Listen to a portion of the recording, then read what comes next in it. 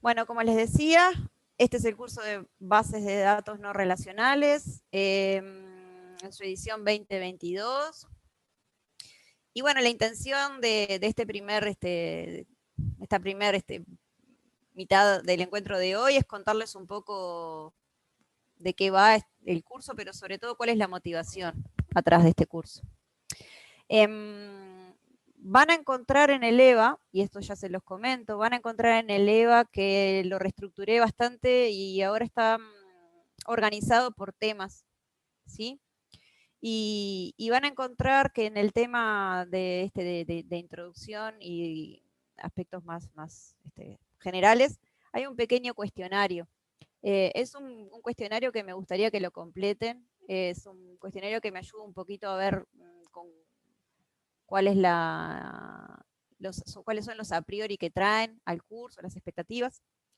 Creo que lo reinicié para que lo puedan completar, si no, me avisan y después de la clase lo habilito de vuelta. ¿Tá?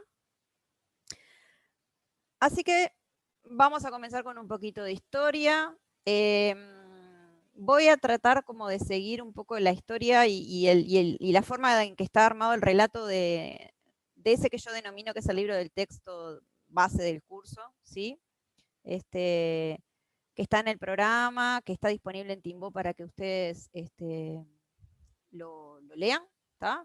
Y van a ver que es un libro que me parece que resulta bastante sencillo de leer, quizás no trabaja en profundidad algunos de los temas que vamos a ver con más profundidad con material complementario, pero está bueno cómo hace la narrativa de todos estos sistemas de base de datos que en principio son bastante heterogéneos.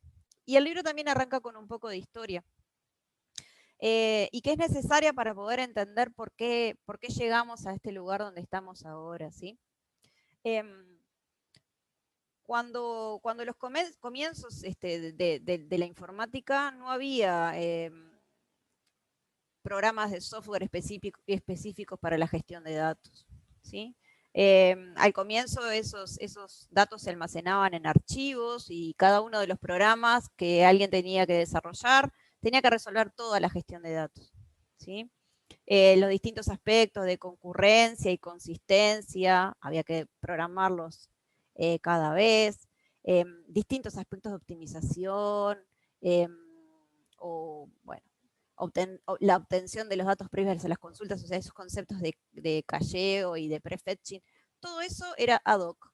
¿tá? Cada desarrollador tenía que resolver todo eso desde cero. Algo que también era bastante habitual es que no había una representación intermedia y no había una separación entre la representación y de los datos y su estructura. Los datos se almacenaban con una estructura y el programa que lo leía sabía cuál era la estructura y podía interpretar a qué correspondía cada uno de los valores que estaba levantando, ¿sí? Debía hacer esa correspondencia, no había una abstracción en el medio. Y además de todo eso, en los comienzos de la computación, tenía otra desventaja con respecto a la hora, que era la forma en que se almacenaban los datos. Los datos se almacenaban en cintas magnéticas, cintas parecidas a los cassettes de audio o los cassettes de video. Muchos de ustedes no deben de saber o nunca deben de haber visto un cassette de video, un cassette de audio y tampoco una cinta magnética, pero la idea es que es una cinta que corre por un carrete y para poder acceder a cierta posición, yo tengo que avanzar hasta esa posición y hacer un acceso secuencial. ¿tá? Eso tenía ciertas limitaciones con respecto a los tiempos y con respecto a la forma en que se almacenaba y que se accedían a los datos. Rápidamente la informática se da cuenta de que hay este subconjunto de problemas que se repetían, entonces empiezan a aparecer los primeros sistemas de gestión de datos. ¿Qué buscaban? Y eso, desacoplar la lógica de la aplicación, permitir su reuso. Estos sistemas aparecen en lo que se llamaban sistemas mainframe, ahí aparecen como toda la primera familia de esto. Y tienen, por cómo fue la evolución, tenían unos modelos de datos, unos modelos para hacer la abstracción de los datos de naturaleza navegacional. ¿Qué quiere decir esto? Que iban recorriendo los distintos conceptos que trabajaban en el sistema, ¿sí? Las abstracciones, como navegando entre conceptos. ¿Sí? Los dos modelos más famosos que había en esa época eran el modelo de red y el modelo jerárquico. Hace muchos años, cuando yo cursé el curso de base de datos, de fundamentos de base de datos de la facultad, todavía estos modelos de datos se mencionaban en el curso. Ahora hace una punta de años que no hablamos más de ellos, porque son piezas como arqueológicas. Esta línea de tiempo que yo les voy a presentar acá y que voy a presentar 2 o 3 más en estas slides, no solo incluyen estos desarrollos o inventos, si se quiere, a nivel de modelos y de sistemas, sino también cómo era el hardware que los acompañaba. ¿Okay? Para que tengan una idea ustedes, esa máquina, el IBM, el 360, que fue un hito, ¿tá? En la informática, es una máquina que data del 64. Y los primeros centros de cómputo grandes que se establecieron utilizaban estas máquinas. Jorge, que estás ahí en la vuelta, vos capaz que me podés ayudar. La máquina que había en el INCO, en el CECAL, era una 360, ¿no? No sé si... Sí, era una 360 de un modelo un poco especial, dedicada a cálculo científico. Y esa creo que vino en la década del 80, acá. No me acuerdo, me parece que antes. ¿Cuánto? Me parece que es de antes. Bien. Esa máquina vino de la Argentina, tiene toda una historia, pero era eso, había pocas máquinas y estaban en centros de cómputo. No era la informática que conocemos hoy, ni de lejos. Bueno, y estos 2 modelos de red también, y el de jerárquico, son de fines de la década del 60. Como ven, ahí lo que se presenta con esas cajitas son los conceptos, es un ejemplo, ¿no?, de un sistema de ventas, y hay una idea de navegación, que les digo yo, entre los conceptos, con una lógica distinta en los dos, pero bueno, la navegación se daba a través de conceptos relacionados. Empieza como esta idea, bueno, tengo un producto que se relaciona con las ventas se relacionan con clientes y con representantes de ventas. Hay una noción de relación, pero que es distinta de la noción que vamos a ver en el modelo relacional. ¿Por qué está esto acá? Y bueno, para tener una idea de que esto de los modelos de datos es algo que existe hace mucho tiempo y que el modelo relacional no fue el primero, ¿sí? Existían otros antes. Igual estos primeros de BMS que les estoy mencionando acá tenían algunas desventajas, ¿tá? Eran bastante rígidos y estaban pensados específicamente para operaciones, como les decimos ahora, de altas, bajas y modificaciones, ¿sí? Eran sistemas más bien registrales. Yo podía registrar cosas, modificar, ¿sí? Muy orientado a eso, al registro de operaciones. ¿Se me escucha bien? Porque me avisa que la conexión está inestable. Sí, se escucha bien. Gracias. Y bueno, como siempre, los requerimientos evolucionan, ¿no? Y una vez que los registros estaban almacenados, aparece rápidamente la necesidad de hacer operaciones más analíticas, ¿tá? Y esas consultas analíticas sobre estos datos almacenados en estos sistemas primitivos, si se quiere, demandaban otra vez de programación ad hoc, y que relativamente, de una complejidad relativamente grande. En estos sistemas tampoco había una separación entre la representación lógica y el almacenamiento físico. Estaban acopladas todavía. Tenían algunas cosas que estaban un poquito más despegadas, pero había lógica y representación bastante juntitas. Y en la década del 70 pasan varias cosas que modifican este panorama. Y varias de esas cosas, además, están asociadas, por un lado, a proyectos de investigación, pero también, por otro lado, a empresas y proyectos de investigación dentro de empresas. En la década del 70 al 72 se desarrolla la línea de investigación de Code, donde define el modelo relacional de bases de datos. Code trabajaba en IBM, en el departamento de investigaciones de IBM. Y luego, unos años después, en el 76, Chen, que trabajaba en ese momento en el MIT, publica su modelo entidad-relación. ¿Sí? El modelo entidad-relación es un modelo que no es un modelo físico, ¿sí? Ni lógico. El modelo entidad-relación es un modelo conceptual, es un modelo abstracto, está en otro nivel de abstracción. Ahora dentro de un ratito vamos a ver la distinción entre esos niveles. Pero ese modelo es un modelo súper robusto que nos acompaña hasta el día de hoy, ¿sí? A todos los que trabajamos en datos. A nivel de sistemas también, luego de que aparece el modelo relacional como una abstracción, comienzan a aparecer los sistemas que lo implementan. Aparece Ingress en el 74, SystemR y SQL en el 77, aparece IBM otra vez como empresa desarrollando software que implementa estos modelos. Y recién en el 86, fíjense, 10 años después, se publica la primera versión estándar del lenguaje de consultas SQL. Cualquiera de ustedes que haya manejado alguna vez una base de datos relacional sabe que las consultas se hacen en SQL y que es un lenguaje estándar. Bueno, la primera versión del estándar es del 86, 10 años después de que el modelo se publicara y se estandarizara. También para obtener un poquito de contexto, en el 81 IBM lanza al mercado su PC. Y esto también representa un cambio en el panorama, porque las máquinas empiezan a tener menor costo, empiezan a ser más accesibles, igual estamos hablando de varios miles de dólares, pero se empieza a popularizar un poco más el acceso a este tipo de sistemas y más organizaciones empiezan a tener bases de datos y utilizar motores de bases de datos.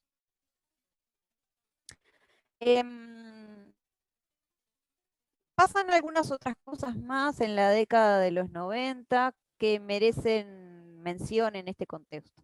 En la década de 90 aparece una forma o una arquitectura de aplicaciones que se conoce como arquitecturas cliente-servidor. Hoy en día ustedes no se imaginan otra forma de trabajar que no sea con un front-end y con un back-end, pero antes eso no era así. Y esas arquitecturas que desacoplan la noción de cliente de la de servidor surgen en los años 90. También en los años 90 toman prevalencia los lenguajes de desarrollo orientados a objetos y el paradigma orientado a objetos. Y acompañándolo aparecen las bases de datos orientadas a objetos, que es un paradigma que no tuvo en su momento demasiado éxito, pero que hoy resucita y lo vamos a ver cuando veamos las bases documentales. También en los 90 aparece una forma de modelar conceptualmente y modelar lógica y físicamente los datos, conocida como Online Analytical Processing o OLAP, que está orientada a poder hacer analítica sobre los datos y poder obtener reportes y vistas. Quizás escucharon hablar del término data warehouse o del término de cubos e indicadores. Bueno, todo eso es de la década de los 90. También lo traigo porque lo voy a mencionar en algún momento y me interesa como que exista así como en la cabeza de ustedes el panorama de cuándo fueron pasando estas cosas en la historia de las bases de datos. A mitad de los 90 pasa otra cosa también bastante disruptiva y es más o menos en el 95 que uno piensa que es el comienzo de la Internet comercial. Hasta esa época la Internet era una red básicamente académica que conectaba centros de investigación en un principio y después conectaba a otras personas interesadas en empezar a compartir datos, etcétera. Pero ahí en el 95 empieza como a haber otra forma de Internet, ¿sí? Empieza a aparecer sitios de e-commerce, empiezan a aparecer aplicaciones montadas arriba de la Internet Y la Internet empieza a transformarse en esa cosa que soy, ¿ah? Una gran plataforma arriba de la cual viven muchas aplicaciones distintas.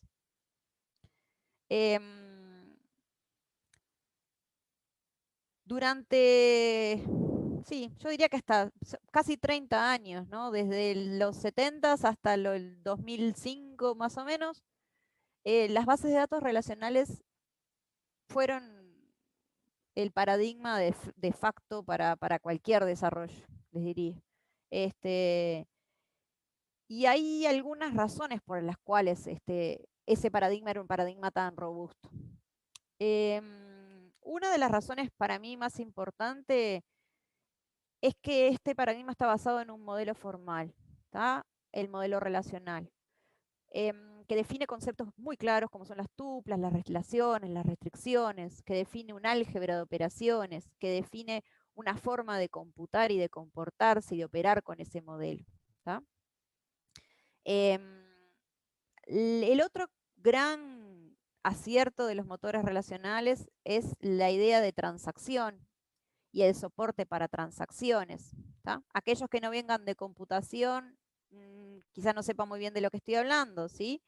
Pero bueno, una transacción, por ahora nos quedamos con ese cuento, una transacción es un conjunto de operaciones que se van a computar o se van a ejecutar todas o ninguna, ¿sí? Todas como un paquetito, que están aisladas entre sí, que una vez que se ejecutan son durables sus efectos, ¿sí? Y que están aisladas y no interfieren entre ellas. Esa idea de transacción, que además, me saltó una notificación y me distraje, esa idea de transacción que después surgen los motores de base de datos, pero después aparece en los lenguajes de programación, es lo que permite el acceso concurrente a los datos y es lo que permite que las distintas aplicaciones que interactúen con los datos puedan hacerlo sin que la base empiece a tener efectos secundarios y comportamientos extraños. Esa noción que es tan obvia, si se quiere, para un desarrollador de base de datos, es una de las nociones que vamos a ver a lo largo del curso que está como un poco debatida y en disputa, ¿tá? Por estos nuevos paradigmas. Bueno, y la tercera gran fortaleza es el lenguaje de consultas SQL. ¿Por qué es una fortaleza? Y porque es un estándar. Es un estándar que los distintos manejadores de base de datos más o menos pueden tener algunas pequeñas variantes, pero todos se implementan. Uno sabe que si escribe consultas en SQL, más o menos es sencillo portarlas de un manejador a otro manejador. Digo más o menos porque hay sutilezas que son distintas y son particulares de cada vendedor, pero las grandes líneas se mantienen. Bueno, este tercer aspecto también va a ser puesto un poco en discusión ahora en estos nuevos modelos de bases de datos que vamos a ver en este curso. Entonces, bueno, hasta los comienzos de los 2000, si uno iba a desarrollar una solución informática y quería guardar datos, iba a tener que trabajar con una base de datos relacionales. ¿Qué pasa en los 2000? Bueno, empiezan a pasar muchas cosas.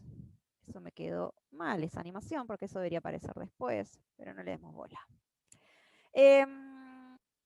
Empiezan a aparecer términos, ¿sí?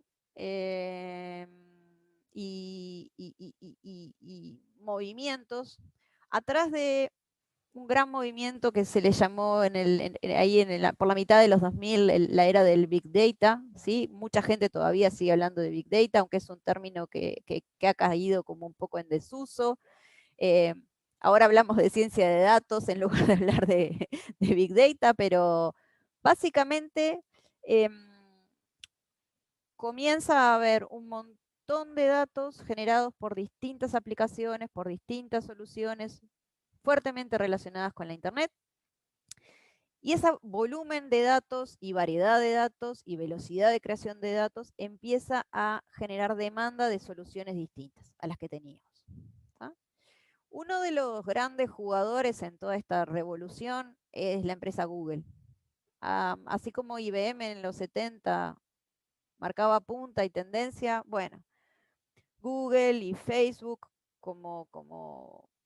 y Yahoo también en su momento, como empresas recolectoras de datos y gestionadoras de datos, empiezan a ellos mismos generar herramientas para resolver los problemas y empiezan a marcar la agenda académica también. Comienzan a publicar en conferencias y en revistas las soluciones que ellos van encontrando a sus problemas y empiezan a aparecer alternativas a los productos desarrollados por esas empresas, alternativas de la comunidad de software libre.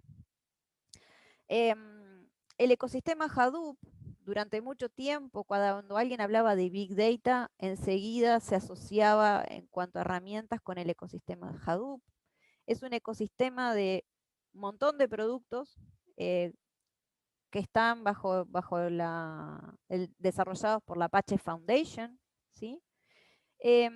Y que tienen, la mayoría de ellos, su correlato en soluciones que partieron de las empresas.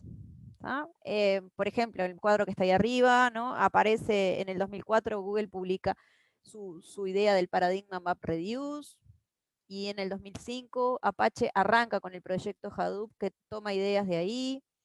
En el 2006 Google publica su idea de Bigtable, que es un tipo de base de clave valor. En 2008 arranca el proyecto HBase, que es toma esas ideas y las transforma en un proyecto open source. Y vamos a ver esto a lo largo del curso. Hay muchas cosas que surgen de las empresas y luego se van para la comunidad de software libre o aparecen variantes producidas por otras empresas. Más allá de este gran movimiento de este ecosistema Hadoop, comienzan a aparecer en el mapa o en la idea esta de las bases no relacionales, familias de soluciones que tienen ciertas características. Y a lo largo del curso lo que vamos a tratar de hacer es entender cuáles son esas características y particularidades de estas familias. Una de las familias bastante famosa es la familia esta de las Key Value Stores, ¿sí? O también llamadas Column Family Stores. Son variantes, son distintas, pero son variantes. DynamoDB es un producto desarrollado por Amazon para gestionar sus sistemas de compra y sus sistemas de carritos, que luego se transforma, o tiene su versión abierta en el proyecto Cassandra de Apache. A esto vamos a no darle mucha bola por ahora. También surgen dentro de este boom de nuevos modelos las bases de datos documentales, a las cuales le vamos a dedicar bastante en este curso. Hay un proyecto de Apache que es la CouchDB, pero creo que una de las bases más populares documentales que hay en la vuelta hoy en día es MongoDB. Es un proyecto que surge en el 2009 y que del 2009 hasta hoy ha cambiado bastante y ha incorporado un montón de funcionalidades que no estaban en el diseño original. Y otro tipo de base de datos que también ha aparecido hace muchos años ya, pero quizás está tomando más fuerza en los últimos 5 años, son las bases de datos orientadas a grafos.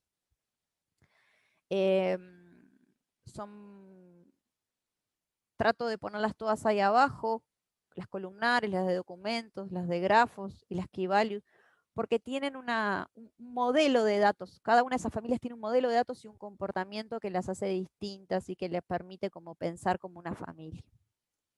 Además de todo esto que les hablaba, surgen un poco más reciente, pero ya tienen casi 10 añitos, otro nuevo movimiento que se conoce como el NewSQL. Muchas de estas cosas que están marcadas acá, casi todas, las herramientas que están marcadas acá, menos las de abajo del todo, también se las conoce como NoSQL o parte del movimiento NoSQL. Vamos a ver después un poquito más en detalle un poquito de la etimología de ese término y por qué pegó y por qué se fue transformando. Pero en la última década aparecen estas NewSQL databases que básicamente son bases de datos relacionales, pero que tratan de relajar algunas de las restricciones que tenían las bases de datos relacionales tradicionales para poder adaptarse a estos nuevos escenarios. Bueno, esto es un poco avasallante, ¿no? Es un poco desafiante. Es, ¡pa! Todo esto hay en la vuelta. Bueno, y esto es un resumencito, ¿no? Si uno mira o busca alguna infografía, ¿no? De NoSQL Database o algo así, aparecen unas infografías monstruosas con llenas de productos. Entonces, ¿cuál es el objetivo del curso en este contexto? Que juntos seamos capaces de analizar cuáles son estos nuevos modelos de gestión de datos. Nuevos modelos en el sentido de nuevos paradigmas, ¿tá? Y nuevas formas de abstracción y de representación de la realidad. Que también seamos capaces y que tengan las herramientas para poder organizarlos, clasificarlos, tratar de entender cuáles pueden ser las ventajas y desventajas de cada uno de ellos. Que empiecen a darse cuenta de cuáles son los desafíos técnicos que ya están resueltos por estos motores y cuáles no. ¿Ah? Cuáles van a volver a ser responsabilidad de los desarrolladores, ¿sí? Porque en estos nuevos sistemas hay una vuelta atrás de alguna de esas cosas que yo les comentaba del pasado. Algunas de esas cosas que los viejos sistemas de archivos no sabían hacer, en algunos de estos modelos de base de datos, esas responsabilidades vuelven a estar en los desarrolladores, ¿tá? Y no en los sistemas de gestión de datos. Y eso presenta desafíos.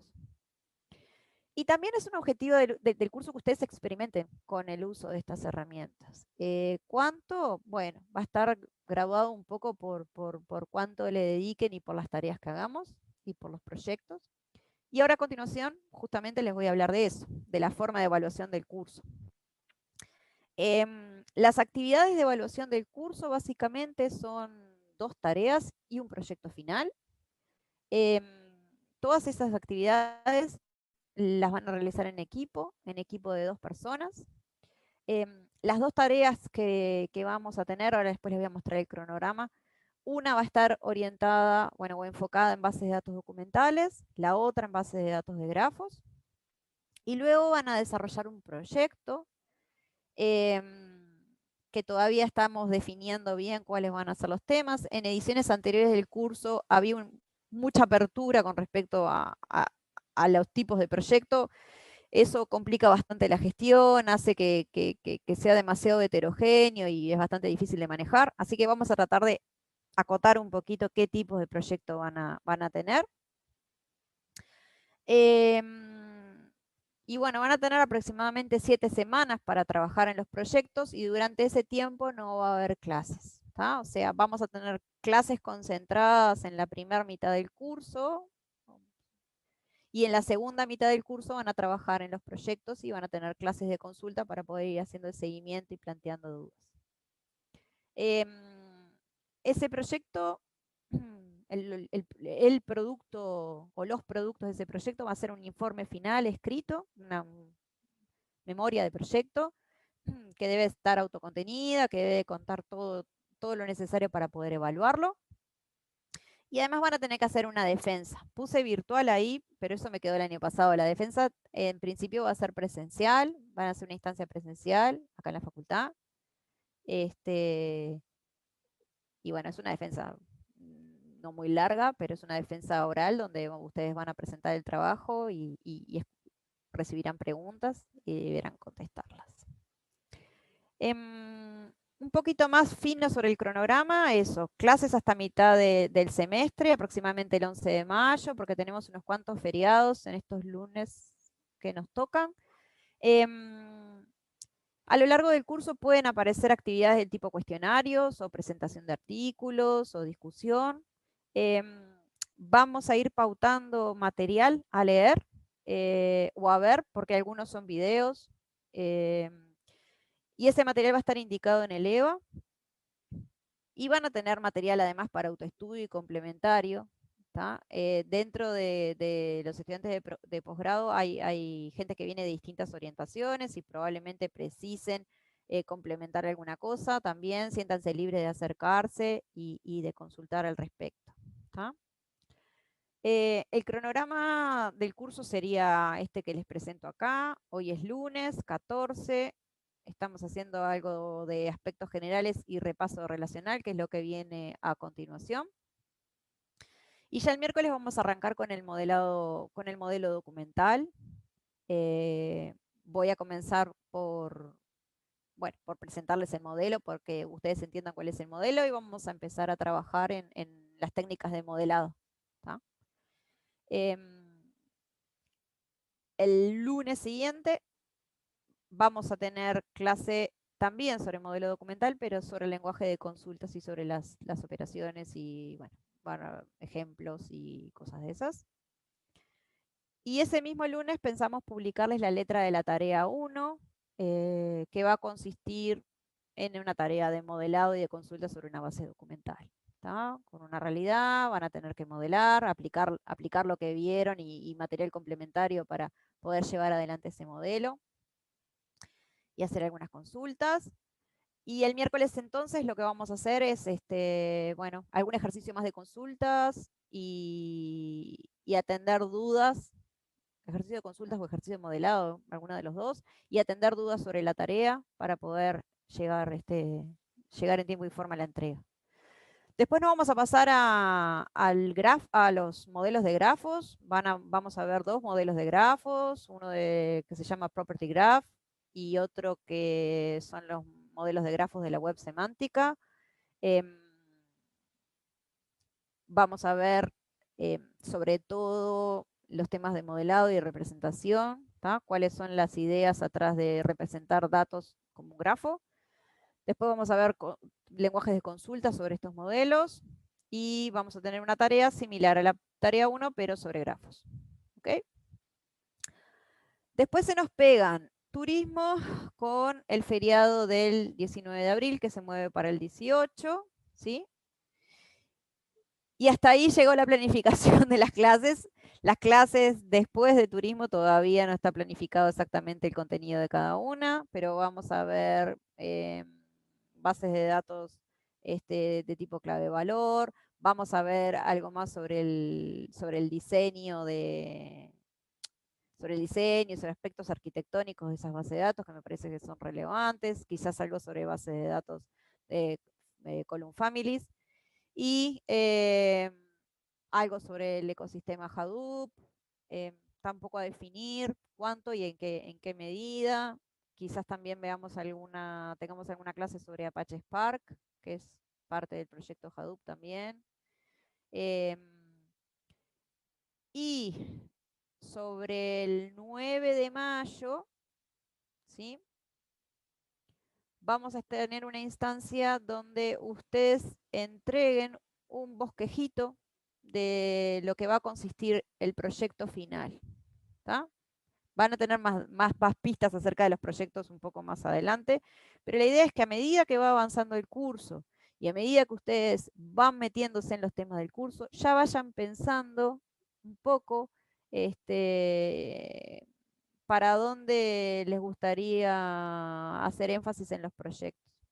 La dinámica entonces es que ustedes entregan un bosquejo de los proyectos y hay un par de sesiones, serían la del miércoles 11 y la del miércoles 18, donde ustedes van a hacer una breve presentación al resto de sus compañeros, ¿tá? Una presentación muy breve, tipo un pitch de, bueno, nuestro proyecto va a ir de esto. Hola. ¿Sí? ¿Te escuchamos? ¿Te escuchamos? Sí, se Pero a escucha. mí se me congeló todo.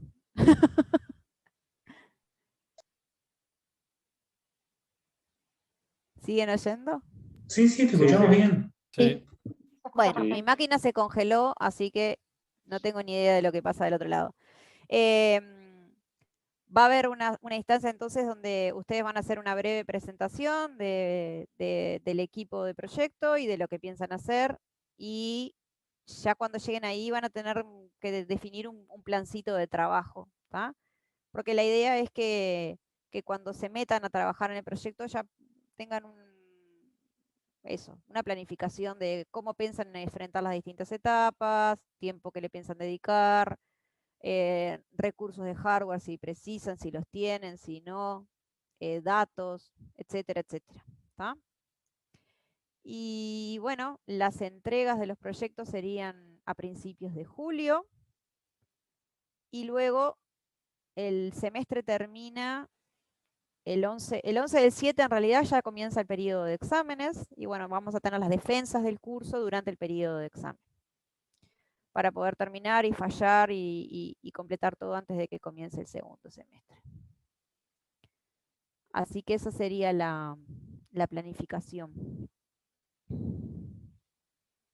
Hola, una pregunta. Para posgrado, ¿cuántos créditos son? ¿Se sabe más o menos? Sí, son 10. 10 créditos. Está buenísimo. Sí. Gracias. A ver. No, definitivamente he perdido el control de mi máquina.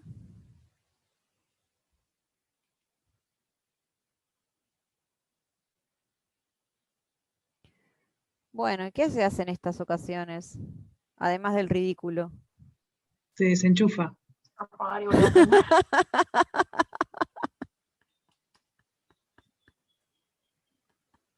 Martín, ¿vos estás por ahí?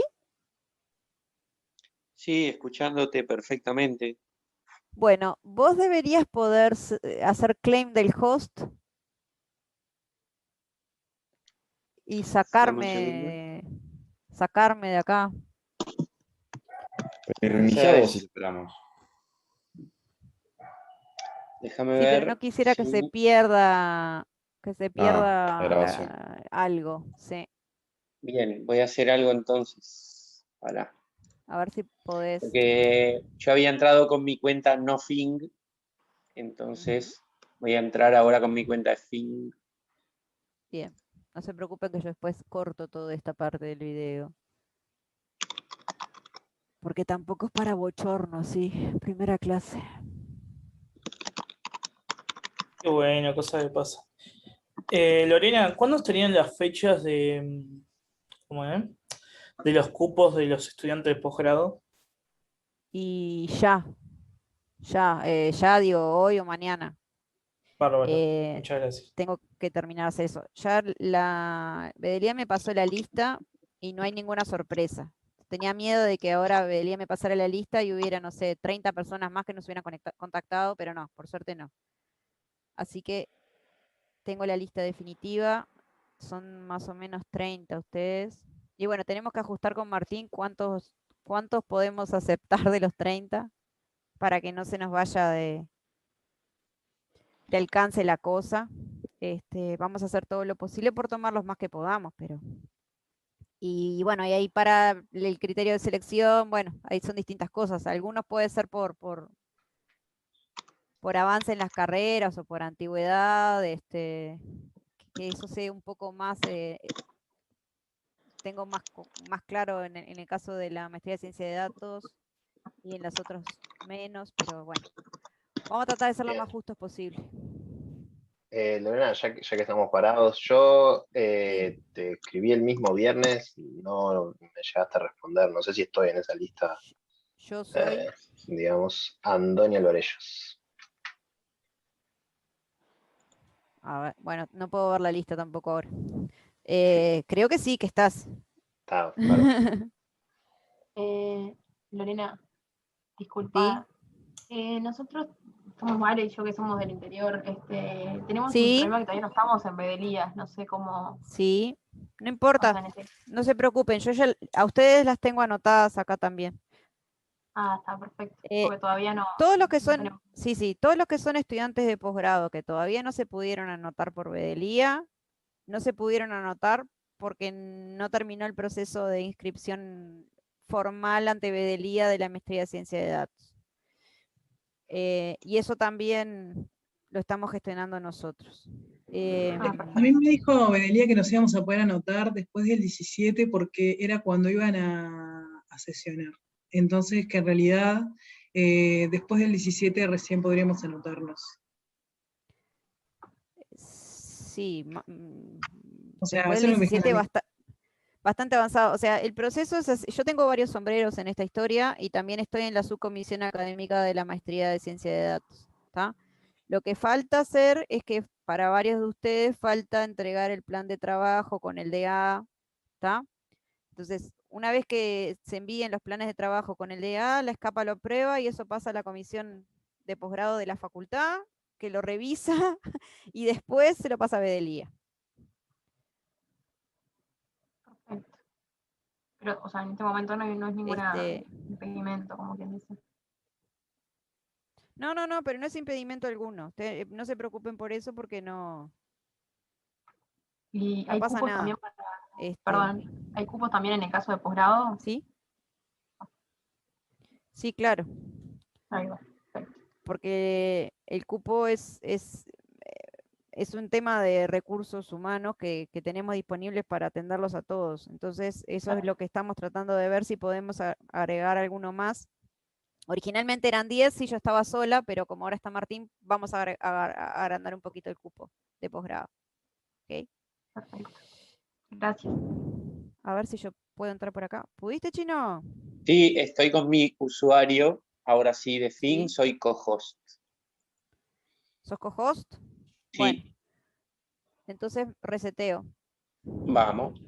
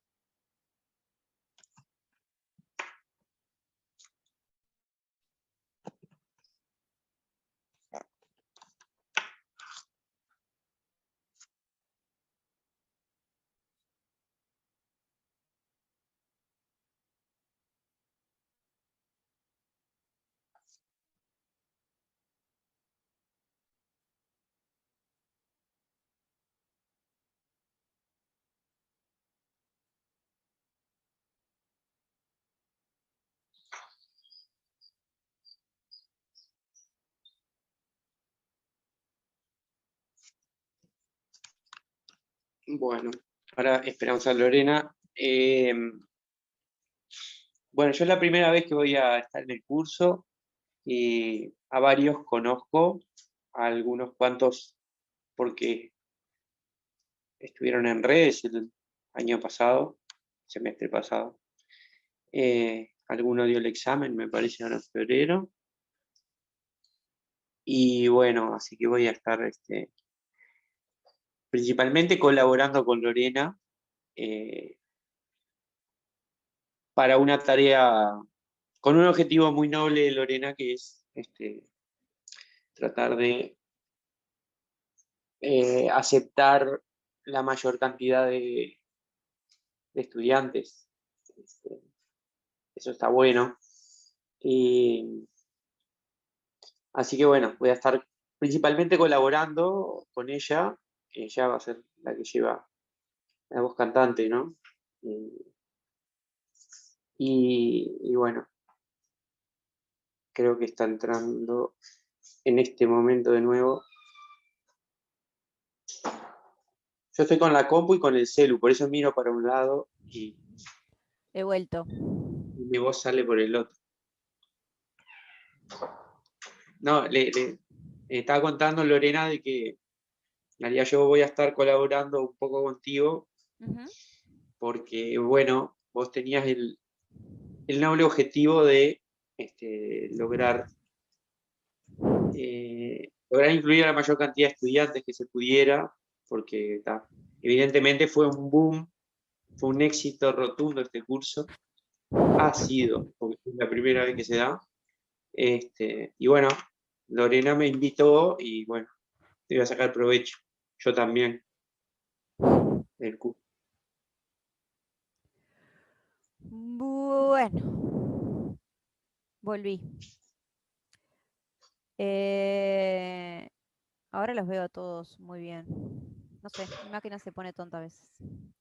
Bueno, si no tienen más dudas sobre esta primera parte, sobre algún comentario más, de la parte de gestión, etcétera, pasamos a la segunda parte. Yo tengo una duda, un par, profe. Una es más o menos cuánto van a durar las clases, tanto estas por Zoom como las presenciales. ¿Se sabe ya o es...? Y, sí, en teoría son 2 horas. Vamos a tener 2 horas Genial. de clase. De 18 a 20. Genial, perfecto. Y la otra que te iba a preguntar es si las diapos estas que vas mostrando las podrías subir antes de la clase para que podamos tipo, tomar notas en las diapos y eso. Sí, voy a Genial. tratar de hacerlo. Hoy no lo hice porque terminé de agregar las cosas del calendario, etcétera. No, no, sí, recién. aparte las de hoy eran introductorias igual. Genial, gracias. Y otra cosa ya que estamos. A ver si está el cuestionario. El cuestionario si está habilitado recién, disponible. está habilitado para el jueves, dice. Dice que el jueves recién se habilita el cuestionario, creo. Está, entonces lo voy a cambiar para... Ah, porque está pensado, claro, para cuando ya estén todos los que estén confirmados. Por eso lo había puesto para el jueves, pero lo podemos poner para hoy. A partir de hoy.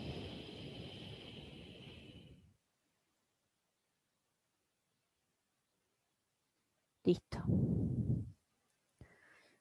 Bien. Bueno, muy bien.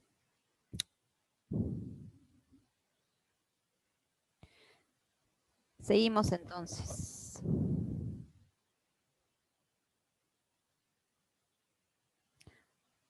A ver.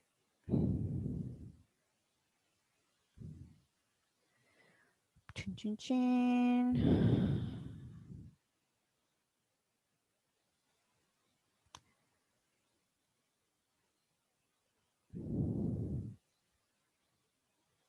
Ay, ahora está molestándome que con quiere hacer la recuperación de los archivos.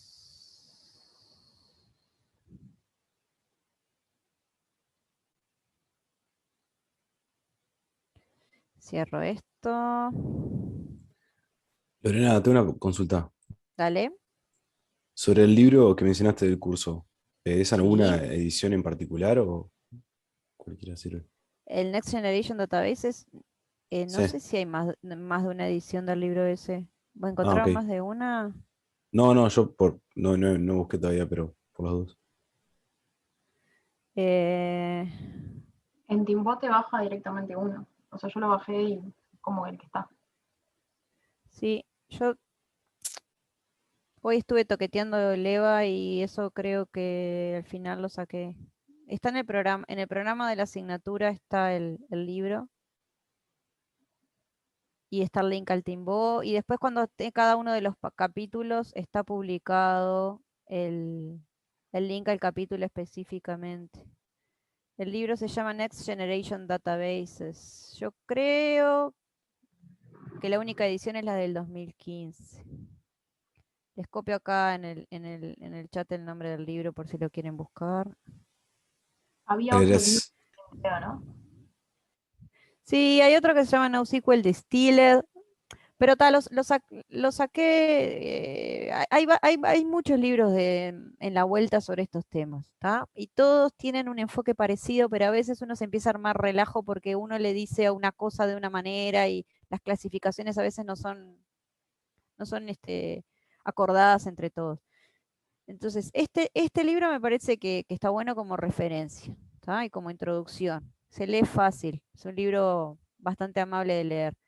Está organizado en una primer mitad del libro, donde hay un capítulo por familia de motores, y después hay una segunda parte del libro que se llama Los detalles escabrosos, de Gory Details, que va a los aspectos técnicos y más de fierro, y trata de analizar cada una de las familias o de los tipos de sistema y ver qué les pasa con estos temas más técnicos. ¿tá? De esos temas más técnicos les voy a hacer el primer pantallazo hoy. ¿Por qué? Porque son los criterios o son los ejes a los cuales quiero que les prestemos atención a lo largo de los distintos motores o familias de motores que vamos a ver durante el curso. ¿Okay? Así que vamos a ver esto.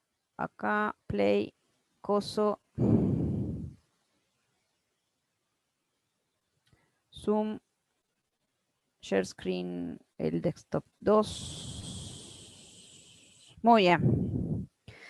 Deberían estar viendo una muchacha que tiene una pera y una manzana en la mano. ¿Sí? Perfecto. Bueno. ¿Por qué peras y manzanas? Y porque es bastante difícil encontrar un solo eje para comparar y decidir, no sé, estoy en mi nuevo desarrollo, estoy por largar hacer un nuevo sistema, tengo una startup o no, soy el jefe de un proyecto en una empresa donde trabajo, tengo que elegir qué voy a usar para gestionar los datos, y viene alguien y me dice, ¿y qué uso? ¿Una base relacional o una de documentos? ¿Uso una de grafos o una de documentos? ¿Voy a la nube o lo hago en premises? Bueno, hay que organizarse muy bien para no terminar comparando justamente peras con manzanas, o papas con boniatos, o el vegetal de su preferencia. Entonces, el libro, que les comento que es el libro del curso, y varios textos que hay por la vuelta, tratan de hacer esta comparación o ordenar esta comparación según distintas características o ejes. ¿Tá? Pero para tener claro cuáles son esos ejes, tengo que hacer como una recapitulación de dos cosas importantes. Una, que una base de datos es una colección de datos, ¿tá? Eso es una base de datos. Pero nosotros acá no estamos hablando de bases de datos, sino que estamos hablando de sistemas de gestión de bases de datos, que son productos, o sea, software, son programas que van a permitir extraer, almacenar, modificar los datos que están en la base de datos. ¿Tá? Esta distinción, que les puede parecer muy trivial, bueno, es una distinción que es importante. Estamos hablando de sistemas que gestionan datos. Y los criterios que vamos a ver a continuación tienen que ver con cómo organizar estos sistemas que gestionan datos. Por lo menos hay 4 grandes familias de criterios para organizar estos bichos. La primera familia de criterios es los modelos de datos. La segunda son los lenguajes de consulta y las interfaces que estos sistemas proveen. La tercera tiene que ver con esas cosas que les comenté hace un rato de los modelos de consistencia y los soportes a transacciones que ofrecen. Y por último, tiene que ver con la arquitectura de datos y de cómputo que está implícita en el sistema, ¿sí? con la distribución de los componentes de ese sistema, tanto en cómputo como en datos. Vamos a ir mirando cada uno de estos temas. Como yo les comentaba, la intención de esta clase es, por un lado, repasar cosas que ustedes ya saben, que si hay cosas que no saben, les empiecen a sonar y les suene, bueno, che, esto me parece que voy a tener que leerlo mejor. Y que entiendan o que tengan en la cabeza que estos 4 ejes son ejes que, a mi modo de ver, son fundamentales para poder entender y categorizar a las distintas soluciones que vamos a ver a lo largo del curso. Vamos a arrancar por los modelos de datos. Los modelos de datos para la gente de computación son algo que está bastante claro que es, o debería, si pasaron por el curso de fundamentos de base de datos. Quizás muchos de ustedes pasaron hace mucho tiempo por el curso de fundamentos de base de datos y no lo recuerdan, o quizás alguno nunca pasó por ahí. Pero básicamente un modelo de datos es un lenguaje, ¿tá? Es un lenguaje usado no solo para especificar, sino también para manipular y operar una base de datos. Y cuando digo una base de datos me estoy refiriendo a un conjunto ordenado o una colección ordenada o colección de datos. Y estos modelos permiten expresar distintas cosas. Por un lado, las estructuras, ¿tá? O sea, los elementos que van a componer mi problema. Por otro lado, las restricciones, que son reglas que tienen que cumplir estos datos para que la base sea válida. Un ejemplo de una restricción y de una regla. Me volví a quedar congelada. Yo no te puedo creer.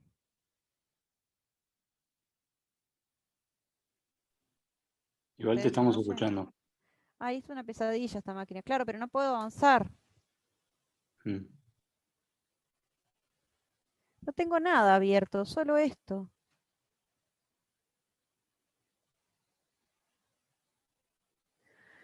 ¡Ah!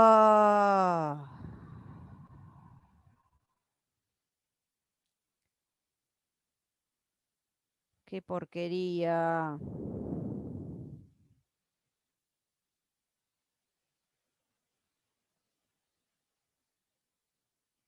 Por eso detesto el Zoom. Lorena, si le das la autorización a otra persona, te puede pasar la diapositiva. Sí, pero el problema ahora no es ese solo. Estoy de acuerdo que eso se puede. Pero el problema ahora es... Bueno, está bien. Chino, ¿vos estás en condiciones de acceder a la OnCloud? Creo que sí. Está. Fíjate que en 2022 clases hay una... está el ODP ahí. Bien. Y yo entro por Zoom con otra máquina. Porque esta máquina se ve que no quiere trabajar hoy. Qué porquería. Bueno.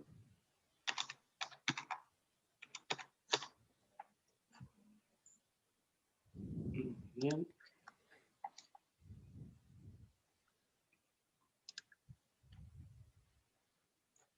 Ese cliente en Ubuntu. Ya me pasó el otro día que se me congeló y dije, esto es excepcional.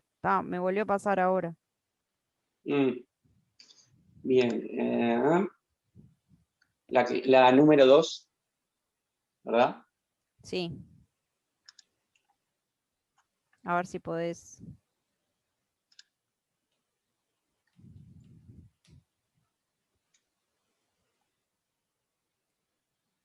Para.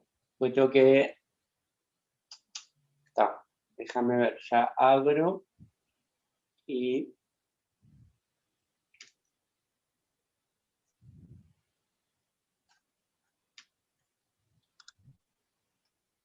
Bueno, acá lo tengo ahora.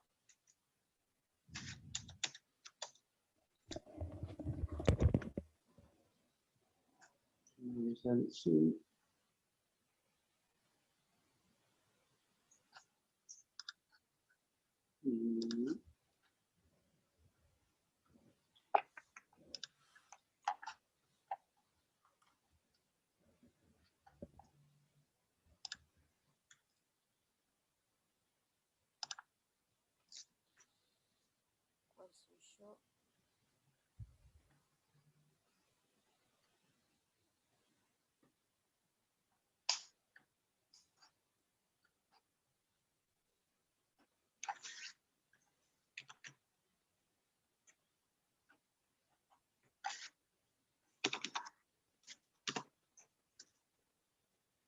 Bueno, a ver.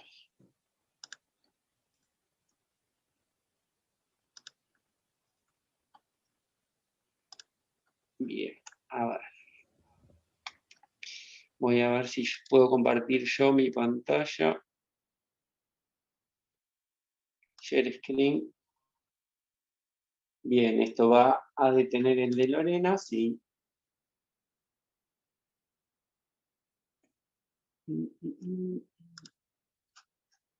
Compartir. Esperemos tener mejor suerte.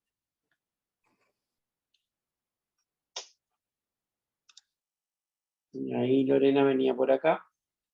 Ahí venía por ahí. Ahí está. Bueno, entonces lo que les venía diciendo es que los modelos de datos permiten expresar tres cosas distintas. Y a veces uno no se acuerda de que los modelos de datos permiten expresar todo esto. Por un lado permiten expresar estructuras, que son los elementos de los problemas. Si estamos pensando en el modelo relacional, esas estructuras podrían ser las entidades, ¿sí? Los conceptos que construyen el modelo, pero también nos permiten operar sobre él y expresar restricciones. Una restricción que muchos de ustedes pueden estar familiarizados es una restricción de clave primaria. Una restricción de clave primaria en una tabla es una restricción del modelo de datos relacional a nivel lógico. Y lo tercero, y que es indispensable, porque si no, ¿para qué tengo datos si no puedo operar sobre él? Son las operaciones que voy a poder hacer sobre ese modelo de datos. ¿Ah? Y esas tres cosas son parte indisoluble de todos los modelos. Pasa la transparencia, chicos. Además de tener modelos de datos que tienen distintas componentes, los modelos pueden vivir a distintos niveles de abstracción. ¿Okay? Hay un nivel conceptual donde estamos representando los componentes de la realidad en forma abstracta, independientemente de cómo los vayamos después a representar en los distintos modelos lógicos. Es un ejemplo de eso, viene a continuación. Si recuerdan del modelo relacional, es cuando veíamos el modelo entidad-relación, el MER famoso, aquellas cajitas donde yo representaba entidades, los conceptos de mi realidad, y los relacionaba entre sí. Pero yo ahí no estaba diciendo cómo iban a estar almacenados efectivamente en la base de datos, sino que simplemente estaba relevando conceptualmente cuáles eran esas ideas relevantes en el problema que estaba tratando. Luego están los modelos lógicos. Ese es un siguiente nivel de abstracción, un poquito más cerca de la computadora. ¿Ah? Esos modelos lógicos ya tienen embebida cuál es la abstracción que está implementando cada motor en forma específica. Por ejemplo, cuando nosotros hablamos, o vamos a hablar de modelos, de motores de grafos, los motores de grafos lo que tienen es grafos en su modelo lógico. O sea, a nivel lógico, el gestor de base de datos habla, ¿sí?, con nosotros en términos de grafos. Su abstracción, su representación son grafos. ¿Tá? Pero el modelo conceptual podría estar explicado en otra cosa. El lógico es un grafo. Y por último, y más abajo, y típicamente si uno interactúa con estos sistemas como consumidor de datos o como programador, típicamente no tiene por qué conocer los detalles. Por debajo de todo esto están los modelos físicos. ¿Qué son los modelos físicos? Y bueno, son las estructuras de datos a nivel del sistema operativo, ¿tá? Las estructuras de datos a nivel abajo, de cómo está implementado ese motor de base de datos.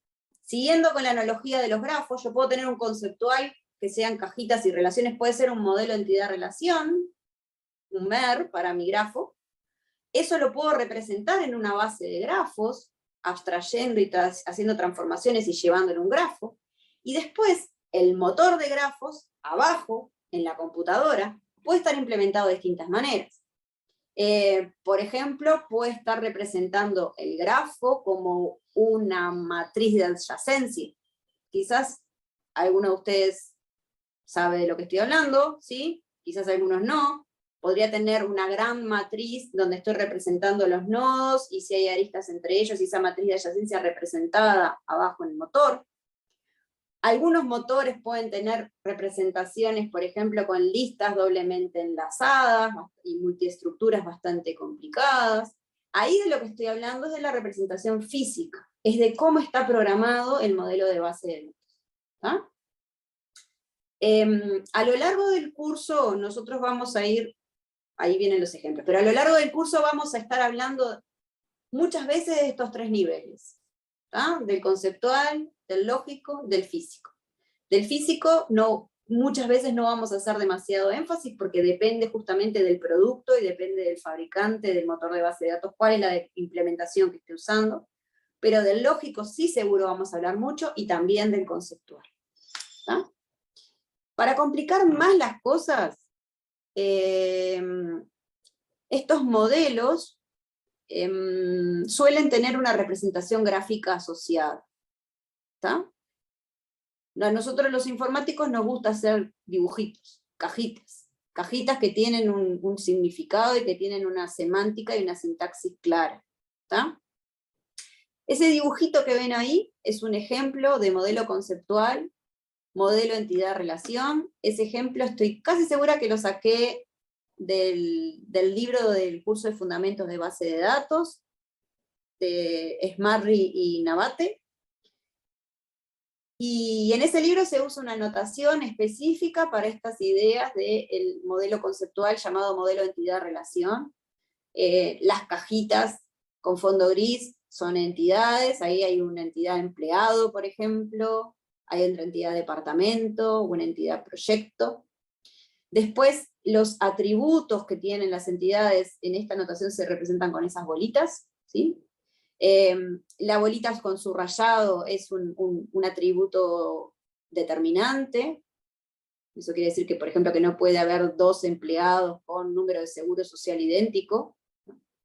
Los rombos, fíjense que tienen rayitas y típicamente conectan 2 entidades, aunque pueden conectar una entidad consigo misma, como es en el caso de supervisión. Los rombos representan relaciones. El nombre que está dentro del rombo es el nombre de la relación.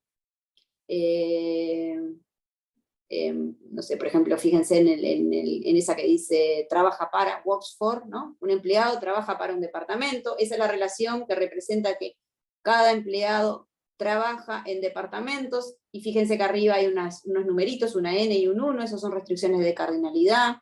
Eso indica cuál es el máximo de entidades de un tipo que puede estar relacionado con las del otro tipo.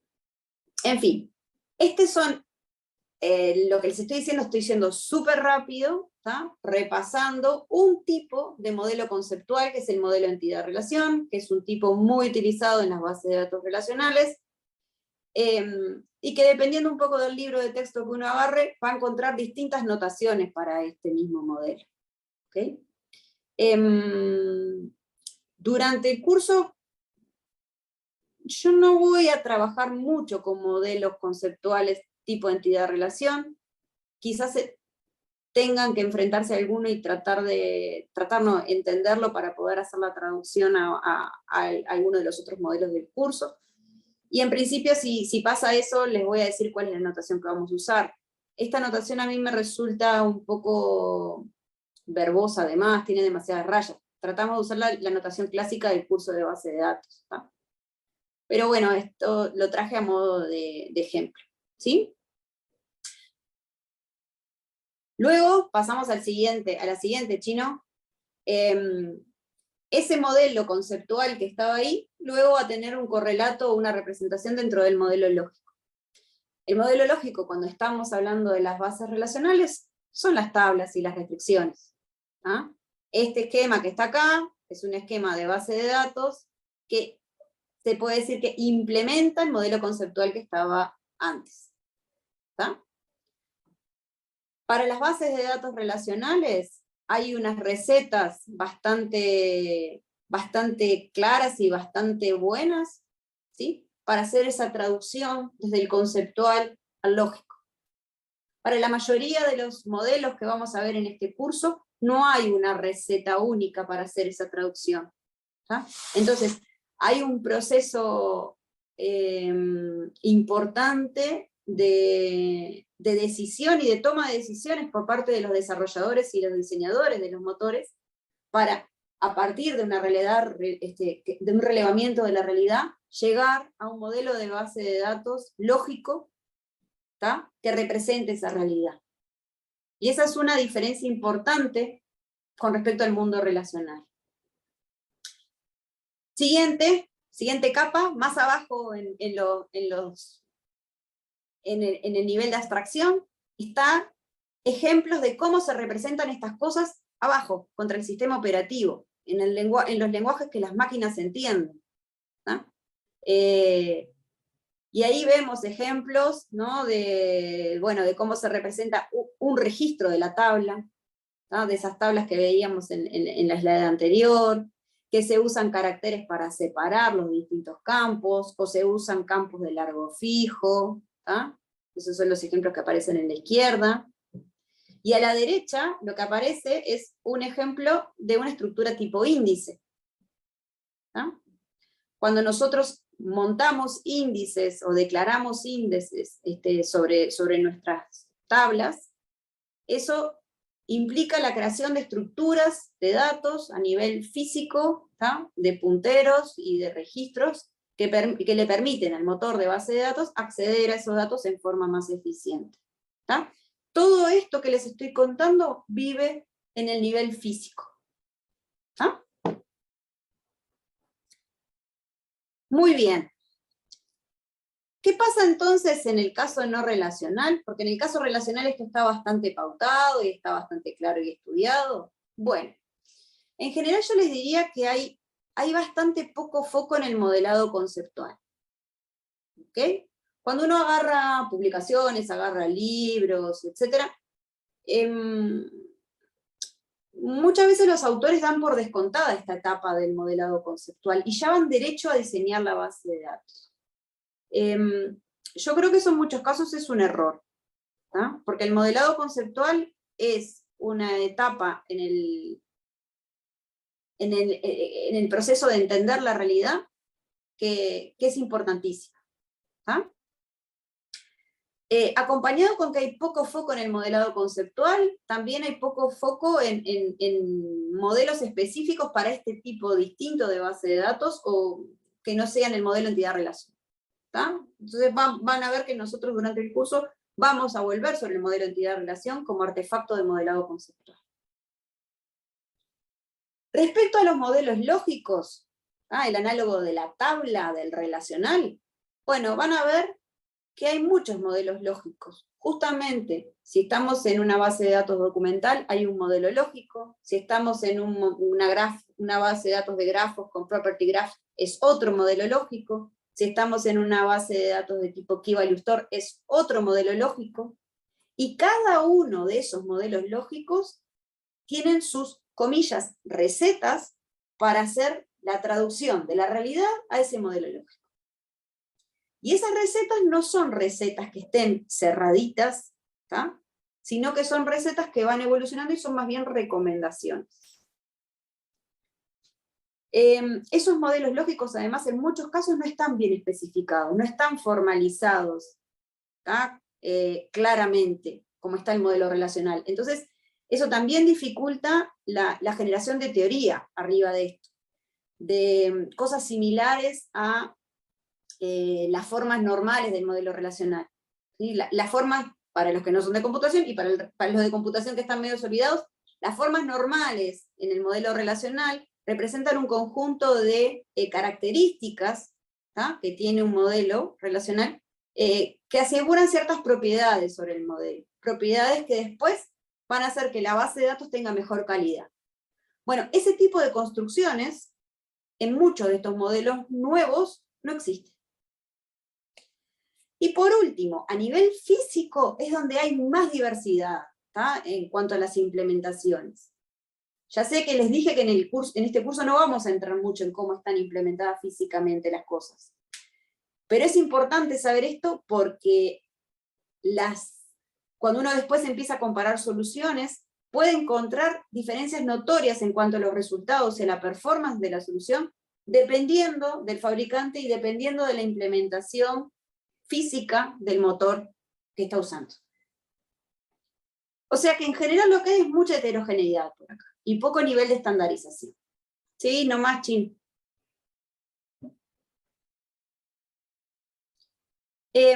A nivel entonces, para empezar a tener como estos nombres que les empiezan a aparecer, a nivel de los modelos lógicos, ¿sí? En la familia de los SQL o de los relacionales tenemos el relacional más clásico y el de analítica tipo OLAP que les mencionaba en la introducción, esos serían como del mundo relacional, y del mundo no relacional o no SQL, las 4 grandes familias serían estas, la de clave-valor, la de familia de columnas, las de grafos y las de documentos. ¿Tá? Entonces, estos nombrecitos que aparecen refieren sobre todo al modelo lógico de la base de datos, y no al modelo conceptual ni el físico. ¿Tá? Es la abstracción con la que vamos a representar la realidad. Seguimos, Chino. Bueno, primer eje entonces eran los modelos de datos. Segundo eje, lenguajes de consultas e interfaces. Y ahí, en el relacional, la cosa estaba clarísima. ¿Tá? Como les decía en la introducción, el lenguaje de consultas para las bases de datos relacionales es el SQL, que es un estándar desde el 82, en el 86 se publica ese el ANSI que les mencionaba hoy, que es casi que el SQL que manejamos hoy. Hay variantes, la sintaxis puede variar de un fabricante a otro, pero son sutilezas. Eso permite que sea relativamente o muy fácil migrar una solución de un proveedor a otro. Yo tengo una base, una aplicación hecha que tiene la persistencia implementada en PostgreSQL, y hoy o mañana decido cambiar y, no sé, me voy a Oracle, normalmente es al revés, es alguien que tiene algo en Oracle, capaz que no quiere pagar más licencias, se va a Postgre, por ejemplo, y bueno, el cambio, no les digo que sea gratis, porque no es gratis, pero es relativamente sencillo, ¿está?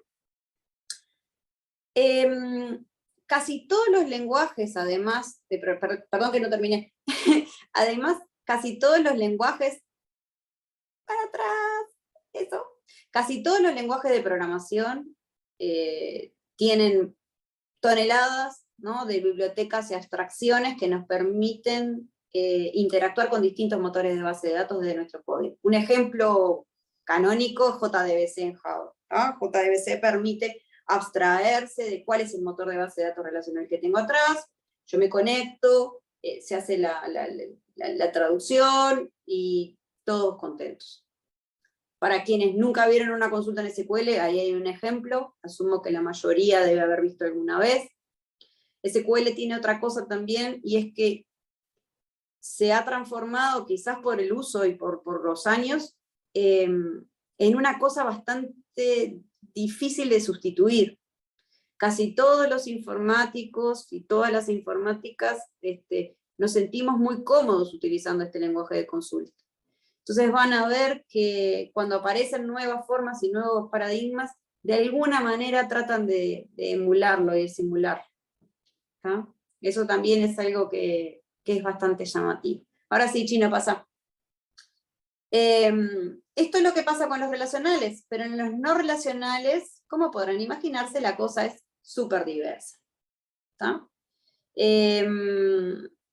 En cada uno de las familias hay diversidad dependiendo del fabricante, ¿no? Hay faltas de estándares, hay muchas dificultades para poder moverse entre productos, aunque me mantenga dentro de una misma familia.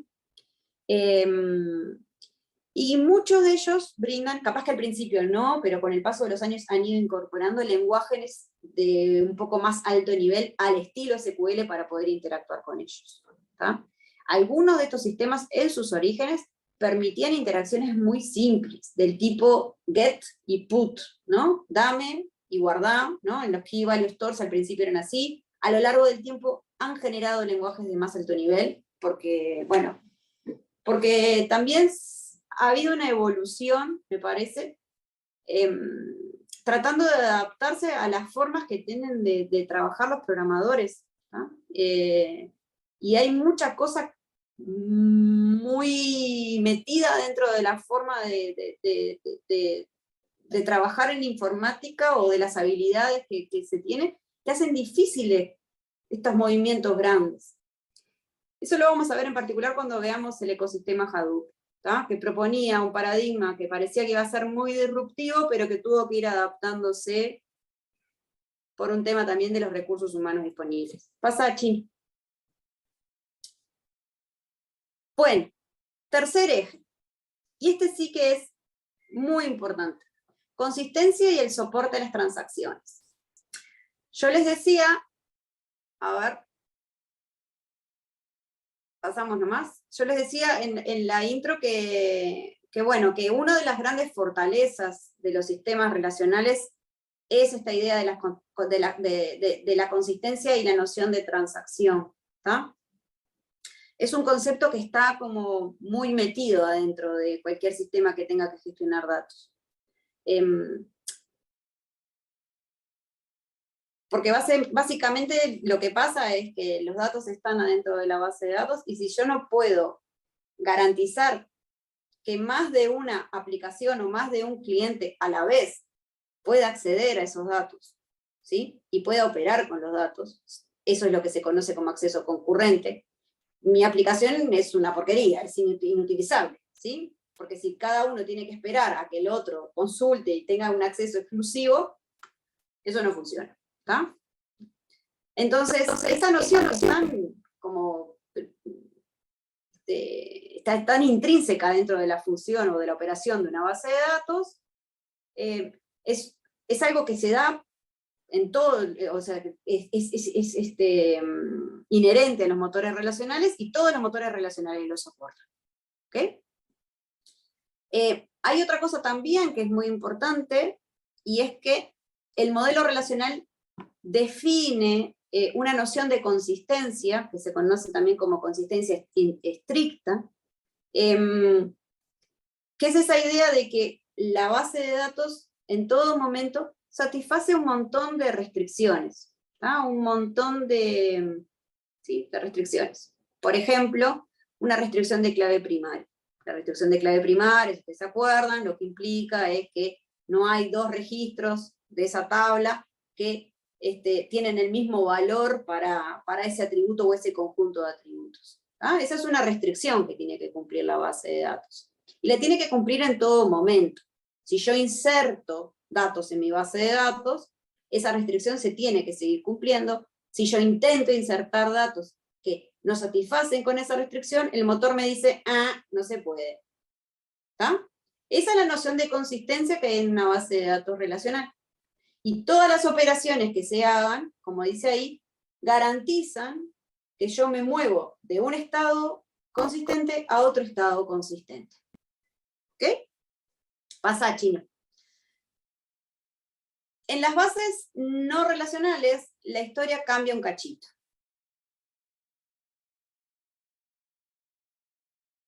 Siguiente.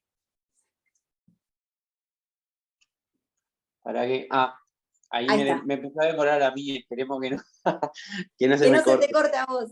Sí. Bueno, en los sistemas no SQL, y este teoremita que aparece acá, el teorema CAP, fue como uno de los estandartes de todo este movimiento no SQL.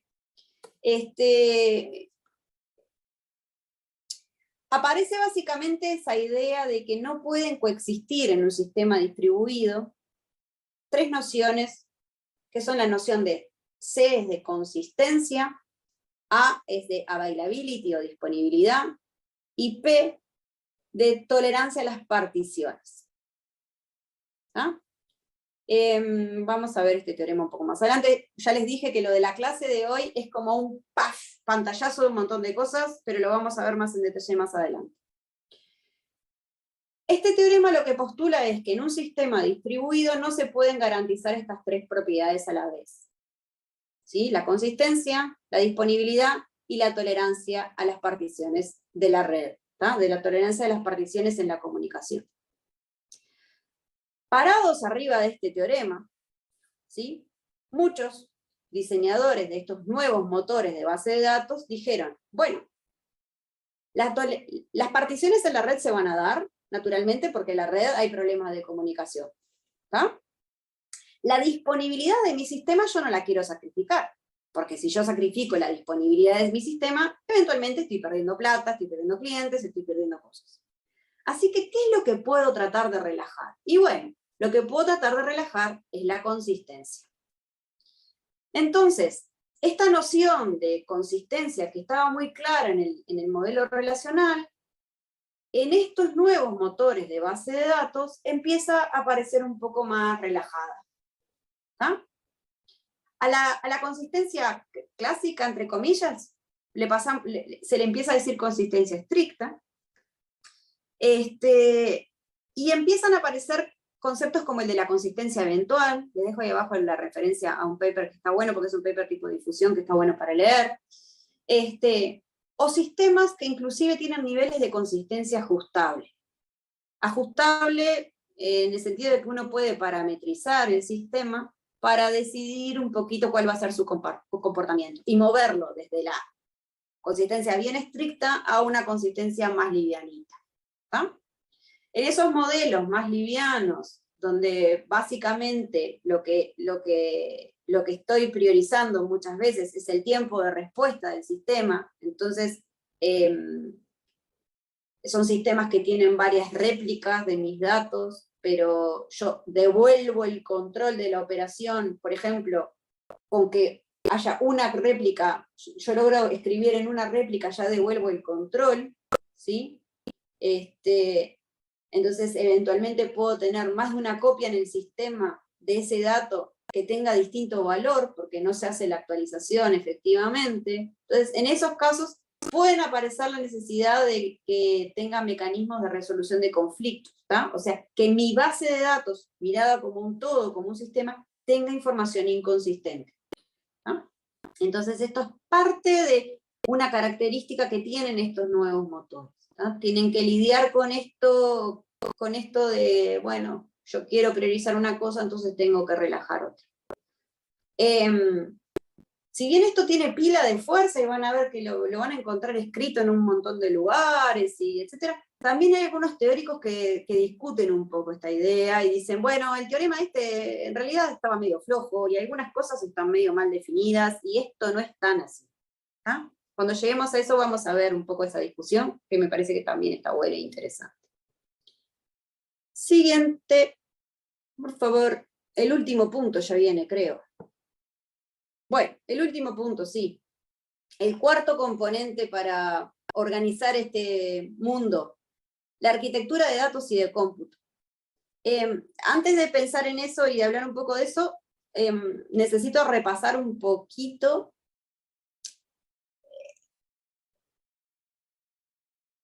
otra de las motivaciones que tuvo el surgimiento de todos estos motores de base de datos nuevos y todas estas bases que se llaman no relacionales, es el crecimiento en el volumen de datos. ¿Ah? El crecimiento en el volumen de datos y en el volumen de la operativa. ¿Ah? Cambió en estos últimos años la forma de las aplicaciones. Si estamos pensando, por ejemplo, en aplicaciones en la web, ¿tá? Aplicaciones en la web con datos distribuidos geográficamente, ¿sí?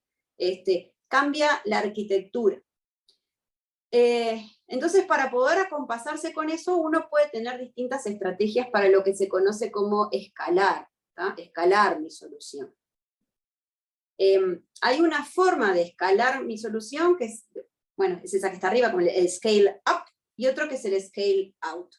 El scale up consiste en decir, bueno, yo tengo la misma solución en más hardware. ¿Tá? Eso puede funcionar en algunos casos, pero normalmente no mejora drásticamente cómo va a funcionar mi solución. ¿Por qué? Porque mi solución tiene restricciones con respecto a los algoritmos que utiliza, la forma en que están distribuidos los datos, un montón de cosas.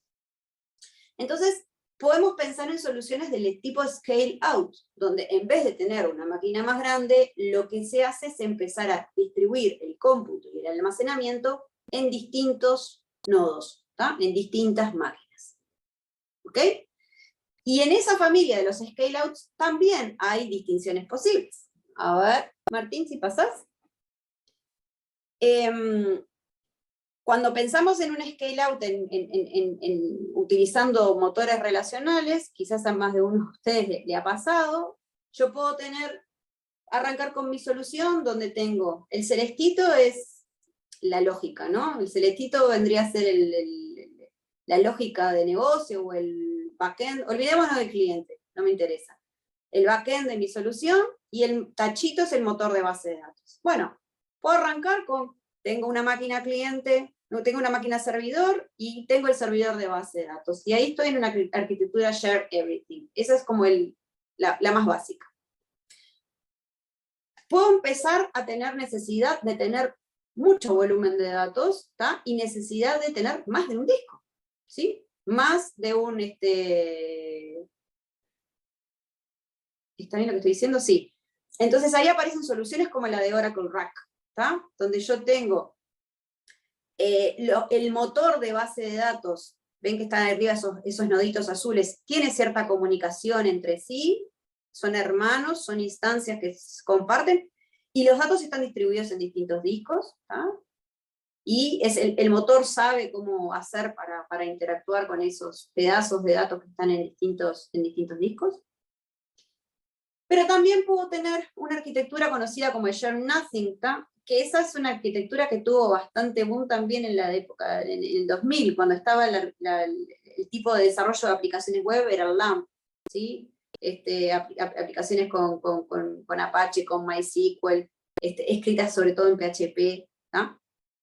Y a medida que los datos empezaban a crecer, ¿qué hacían? Y bueno, agregaban más instancias de motor de base de datos, típicamente motores MySQL, particionando los datos por alguna cosa, ¿no? Particionándolos o por clave, o por distribución geográfica, o de alguna manera. Con un montón de problemas ahí. A pasar un poco de chino.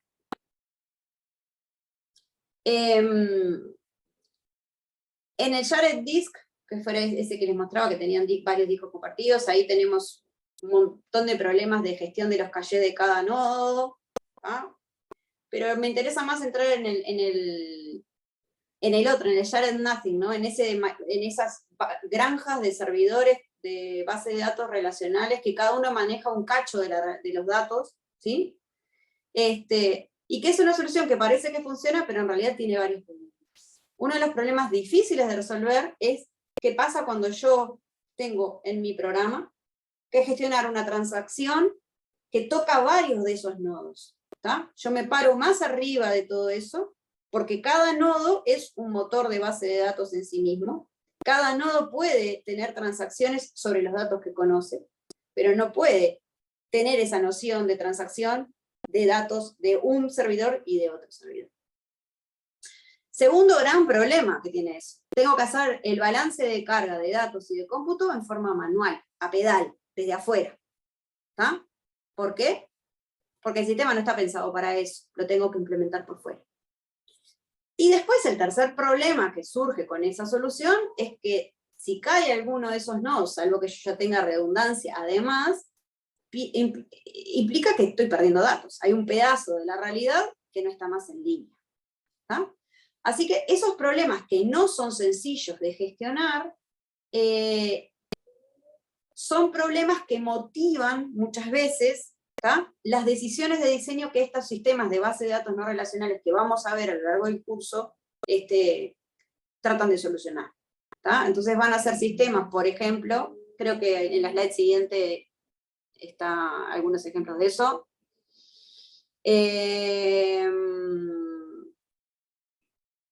Bueno, esto es sobre algunas de... Esta y la siguiente, Jim.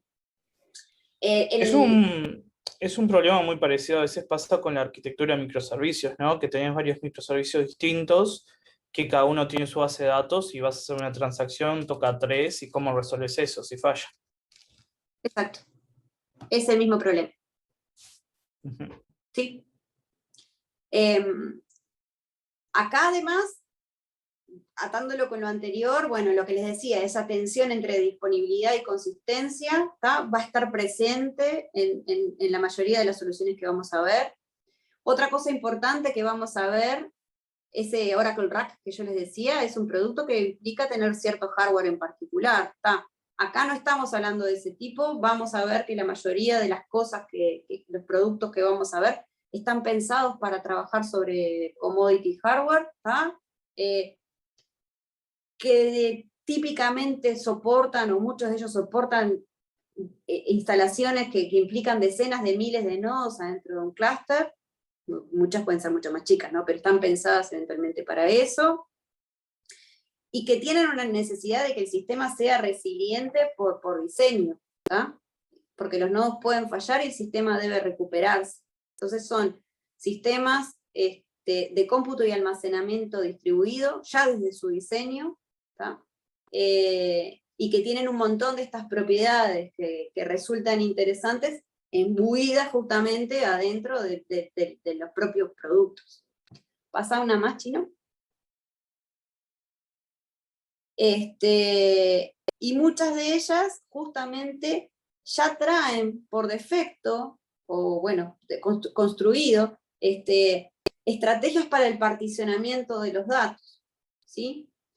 resulta particularmente interesante, por ejemplo, lo vamos a ver cuando veamos la base documental Mongo, la noción de sharding que trae MongoDB, justamente es un esquema de particionamiento, se conoce como particionamiento horizontal.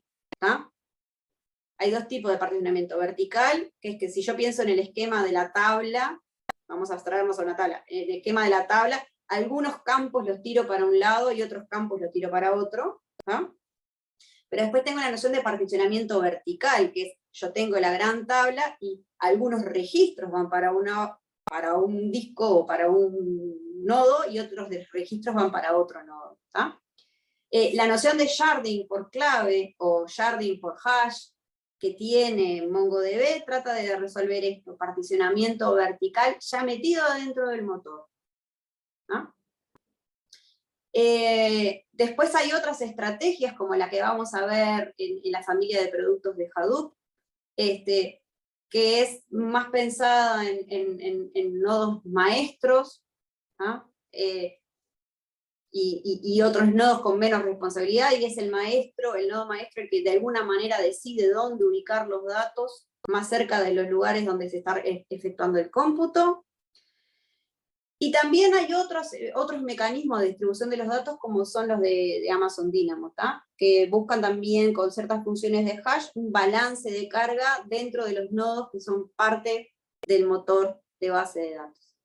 Entonces, acá se abre todo otro panorama bien interesante de cómo analizar estas bases. Estas particularidades que les estoy contando, algunas tienen que ver más con detalles técnicos de implementación de los motores, pero otras son importantes a la hora de decidir qué motor voy a utilizar, pensando en cómo puede proyectarse mi solución o cómo puede proyectarse la solución que estoy diseñando. Entonces, por eso me parece que está súper relevante este tema también para la conceptualización acá de los distintos productos que deben estar en la web. Bueno, Chino, creo que estamos por acá. No sé si queda una o no queda nada. Sí, no queda nada. Bueno, resumen. Espero haberles dejado como esta idea de que tomar decisiones en estos escenarios no es fácil. Decidir cuál es la estrategia adecuada para cada caso no es sencillo, que hay un montón de factores que van a incidir. El modelo de datos es uno, pero no es el único. Tenemos todo el tema de cómo voy a interactuar con esos sistemas, si tengo o no que pensar en portabilidad, si tengo o no que pensar en distintas capacidades de los equipos, capacidades de los equipos de desarrollo, habilidades de los recursos humanos con los que estoy contando. Eso es un factor para nada despreciable. También las características de los datos, también puedo variar en cuanto a las arquitecturas, y todo esto redunda en que puede haber variantes en cuanto al costo de las soluciones que estamos diseñando. Así que bueno, lo que los invito a hacer entonces a lo largo del curso es ir pensando todo esto y tratando de desentrañar para cada una de estas familias algunos de estos aspectos que son importantes a la hora de decidir cuál solución puede tener sentido en cada caso. Y terminé de hablar.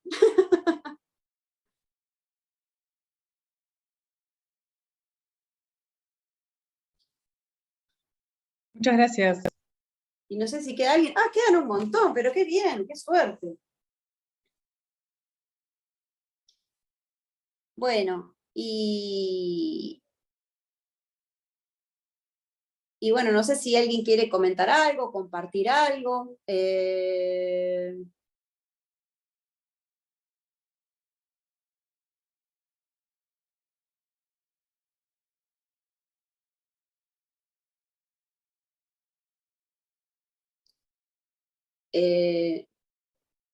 Laura, te vi, pero no sé si te escucho.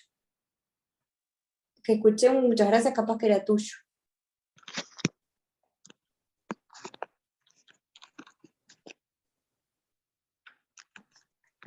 Dale, Laura, gracias.